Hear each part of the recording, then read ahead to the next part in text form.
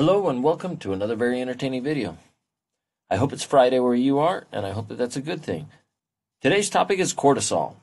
And whether we recognize it or not, this is arguably one of the most important hormones that we're going to talk about, simply due to its day-to-day role in our lives. There's even a good chance that we've taken synthetic cortisol analogs, prednisone, dexamethasone, cortisone, betamethasone. These medications are commonly used to acutely treat chronic pain, or even simply to rub on an itch so that the itch goes away on your skin. And hopefully by the end of today's discussion, you'll have a better understanding of what cortisol is, where it comes from, and how it's regulated in your body. As with all the other endocrine signaling that we've talked about this unit so far, we want to start with the signaling axis. So again, it starts in the hypothalamus with the production of a releasing hormone called CRH. And as we've discussed, the hypothalamus releases CRH into the hypophyseal portal system, where CRH targets the anterior pituitary, and there causes the release of a hormone called ACTH, or adrenal-corticotropic hormone. And I just want you to remember, as we think of the different roots in that long word, adreno-corticotropic, I want to focus on this word tropic as a reminder that a tropic hormone is a hormone that regulates the secretion of a downstream hormone. And that's exactly what we see in this system. And where are we going? Well, the name tells me that too. We're going to the adrenal gland, right on top of the kidney, to cause the release of cortisol. So from the anterior pituitary, ACTH is released. And where are we headed? The adrenal gland is a pyramidal-shaped gland that sits right on top of the kidney. And this is our target. So ACTH to the adrenal gland is going to cause the production and release of cortisol. Now, you'll notice I said production, and we'll get to that in a second. But before we go into details, let's make sure we understand the signaling axis and actually what regulates this system. Not surprisingly, and very similar to pathways that we've looked at before, let's talk first about negative feedback. It shouldn't surprise us that cortisol itself is going to be the primary means of providing negative regulation on both ACTH and CRH. Well, what stimulates CRH to begin with? To answer that question, to better understand the regulation of CRH, let's first understand the key goal of cortisol. When we think of cortisol, I want you to think really of one thing. Cortisol is designed to preserve glucose. And that's why we associate cortisol with stress. Under stressful conditions, the body is designed to preserve glucose, to preserve energy, the easiest and most rapid form of energy we have, so that I can better manage and deal with that stress. And so it shouldn't be surprising that the key driver of CRH is stress. Now, what could this look like? This could look like trauma, maybe an illness, an infection, temperature, so heat and cold. It could be neurogenic stress, right? I could just be stressed about finals, and that stress is going to cause a release of cortisol. It certainly could be dietary stress. All of these types of stress will lead to an increase in CRH, resulting in the production and release of cortisol. Now, the other thing that I think is interesting and worth noting, and I'm going to list this under stress as simply life, cortisol is what we call diurnal. In other words, light and dark cycles, sleep-wake cycles, help regulate cortisol release. This tends to be a pulsatile release with about 1 hit of cortisol per hour in adults, right, just to deal with life. And it's especially powerful in the morning, where we get 8 to 10 high-amplitude pulses right in the morning to help just kickstart the morning, get us out of bed, and ready to get to life. All right, now that we kind of understand the axes, let's come back down to the adrenal gland and see if we can better understand the release of cortisol. What I'd like to do is take a closer look at the adrenal gland proper. If we were to expand on this just a little bit, we would see the adrenal gland itself is actually made of 2 layers, and consistent with other organs in the body. We call this outer layer the cortex, and this inner layer the medulla. And if we were to take a cross-sectional chunk and examine this, I want to make note of what we would see. So in the cortex proper, we're going to divide that into three different zones. This top zone is called the zona glomerulosa. And the zona glomerulosa is all about mineralocorticoids. The most common you're familiar with would be aldosterone, which we've associated with the kidney and the regulation of blood pressure. The next layer is called the zona fasciculata, and this is all about the production of glucocorticoids. This is the layer that we're interested in because our primary glucocorticoid is cortisol. And the bottom layer is called the zona reticularis. The zona reticularis is all about androgen production, with the major androgen being dihydroepiandrosterone, or DHEA, which can be used as a precursor for either testosterone or estrogen. Now remember, this is all from the cortex, and importantly, all of these hormones are cholesterol-derived. Now, if we take a look at the medulla, this is made up of chromaffin cells, and these are the adaptive postganglionics of the sympathetic system. These are involved in the production of catecholamines, specifically epinephrine. All right, with that in mind, now we can understand why ACTH leads to both the production and release of cortisol. Simply put, I can't produce it and then store it. Because this is a cholesterol derivative, the signal isn't to just release it. Cholesterol-derived hormones can pass right through cell membranes, and so there's no way to store it. In other words, when the signal comes, I just have to make it. And so let's show you how that process works. Now remember, we're looking at cells specifically up in the zona fasciculata area. So let's draw a cell membrane. Along comes ACTH. There's the ligand. And it's going to bind to G-protein coupled receptors, the ACTH receptor, and this is going to lead to the activation of adenylate cyclase through typical GPCR function. Right? The signaling pathway is going to activate an alpha subunit because it's now bound to GTP, and alpha GTP is going to bind to and activate this enzyme called adenylate cyclase. The job of adenylate cyclase is to take ATP and convert it to cyclic AMP. And here, the target of cyclic AMP is a kinase called protein kinase A, or pKa. And remember, the role of a kinase is to phosphorylate stuff. Its target is a protein on the membrane of the mitochondria. So let's draw a mitochondria. And we're going to draw this protein in the shape of a star, primarily because that's its name. This stands for steroidogenic acute regulatory protein. And like we said, once pKa is activated by cyclic AMP, it comes over and phosphorylates or attaches a phosphate group to this star protein. And when it's phosphorylated, it turns it on.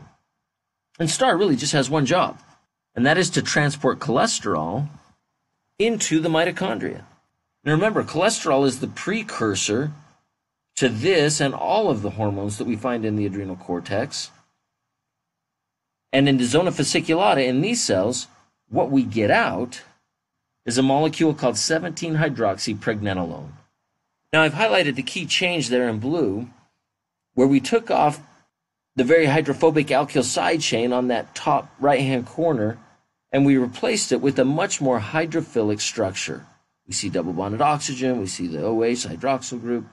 These changes are necessary to make the molecule a little bit more water-soluble so that it can be transported in the blood. Now from there, we've still got some processing to do. We're headed to the smooth endoplasmic reticulum. Of course, the endoplasmic reticulum is continuous with the outer layer of the nucleus.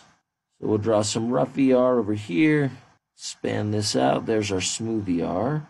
17-hydroxypregnenolone comes in, and what we get out is 11-deoxycortisol, and the modification we made is shown there in pink. We're almost there. We've got one more transformation to make. 11-deoxycortisol is headed back to the mitochondria. And what we get out, with the addition of this hydroxyl group, the last change, is cortisol. And remember, because of the lipophilic nature of this protein, it simply passes by simple diffusion through the cell membrane and out into the blood. And that's the production and release of cortisol. Now with that taken care of, now that we understand how cortisol is manufactured, let's come back to our signaling axis and let's look and see what cortisol actually does, right? We started at the beginning with this idea that cortisol is designed to preserve glucose to help deal with times of stress. So let's look at the effects of cortisol on various organs in the body. And let's start with the liver. Not surprisingly, the effect on the liver is going to be an increase in gluconeogenesis. Remember, it's all about glucose. We're also going to see some really interesting effects in skeletal muscle. Here we're going to see increased catabolism. Remember, catabolism means to break down. Why? What are we doing? We are liberating amino acids. These amino acids are going to be important precursors to help us drive gluconeogenesis. We're also going to decrease glucose utilization. This is done in part with the downregulation of GLUT4 expression. Remember, these are the transporters that let glucose into skeletal muscle. And this is going to have the overall effect of increasing blood glucose. Of course, in chronic states, this could lead to a type of diabetes called adrenal diabetes. We're also going to see effects on adipose, classic adipose cells, signet ring. Here, we're actually going to see a couple of different things depending on where we are. If we're in the extremities, in other words, if we're in the arms and legs, we're actually going to see catabolism. But if we're in the torso, we're going to see anabolism, where we're taking fat stored out in the periphery and we're bringing it back and we're storing it on the torso, specifically for use in energy. As we grow our list, it wouldn't be surprising to see that cortisol also goes after the immune system. A little antibody. Nearly all immune system cells show reduced activity in the presence of cortisol. And of course, this is why we use it as an anti-inflammatory.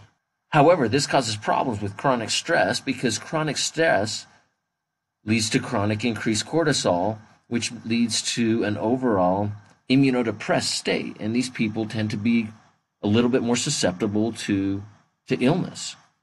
And the last organ we want to talk about, targeted by cortisol, is the brain, where increased cortisol has the overall effect of decreasing memory formation, and it can drive mood swings. Now, as we say it kind of leaves a negative connotation, but recognize the value of this. Consider a traumatic event like a car accident. Oftentimes, people can't remember the experience, and this is actually a gift. We don't want to have to live that experience over and over in our heads. And so, with the massive increase in cortisol associated with the stress of that experience, the memory is just simply wiped out. Now, let's just talk for just a second about what can go wrong with cortisol signaling. Let's think for just a second about hypoadrenalism. This could be caused by a couple of things. It could be caused by damage to the adrenal cortex itself. This could be trauma, it could be cancer, it could also be autoimmune. We could also see damage to the pituitary, and that would lead to decreased ACTH and result in depressed cortisol production. Now, what would we expect to see as manifestations of this disease? Decreased energy mobilization, right? We're going to see decreased gluconeogenesis, decreased mobilization of fats and proteins. And in severe cases, this could lead to hypoglycemia. And we would often see hyperkalemia associated with the low blood pressure. Now, I mention these two in particular, hyperkalemia and low blood pressure, because recognize aldosterone is down there too. And so if we're seeing hypoadrenalism, damage to the adrenal cortex, we also have to start thinking about the other hormones that could potentially be affected. Regardless, one of the biggest things is fatigue. Now, there's one other symptom that is a classic case or a classic sign of Addison's disease, Addison's being decreased cortisol associated with hypoadrenalism. And that is hyperpigmentation. And it's worth taking just a second to show you how that works.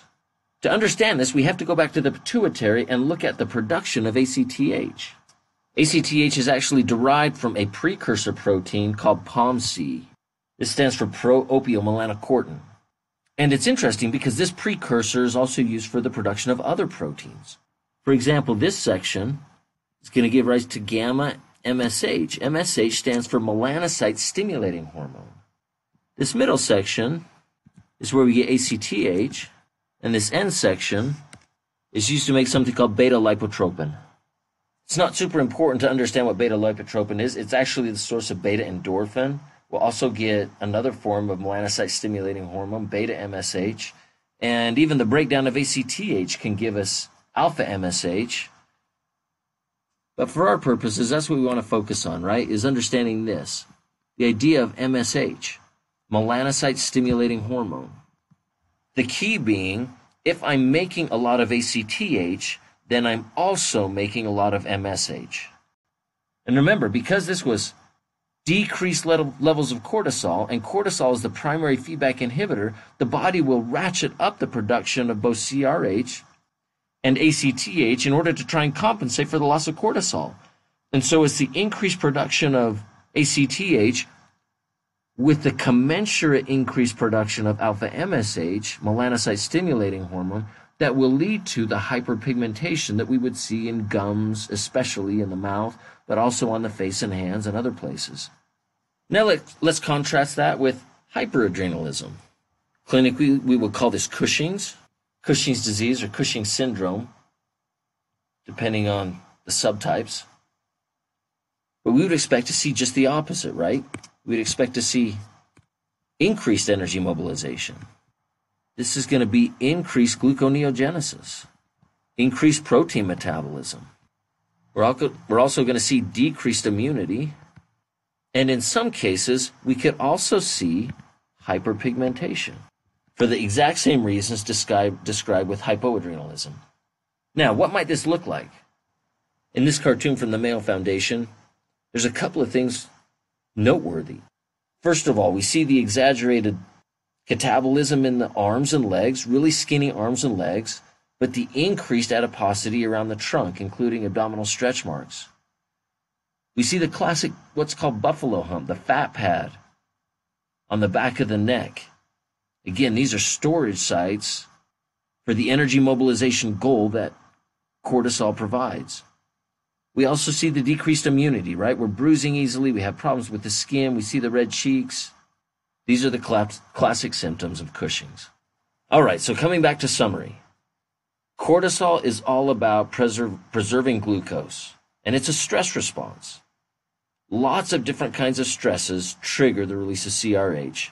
CRH from the hypothalamus triggers the release of ACTH from the anterior pituitary, which targets the adrenal gland, specifically the zona fasciculata in the adrenal cortex, to produce and release cortisol. Once in the blood, cortisol is going to target the liver, where it's going to increase gluconeogenesis. It's going to target skeletal muscle, where we have increased catabolism, the breakdown of muscle to release amino acids that can drive gluconeogenesis. We're also going to see decreased glucose utilization. Adipose is a bit of a mixed bag, where we're going to take fat off the periphery and put it around the torso.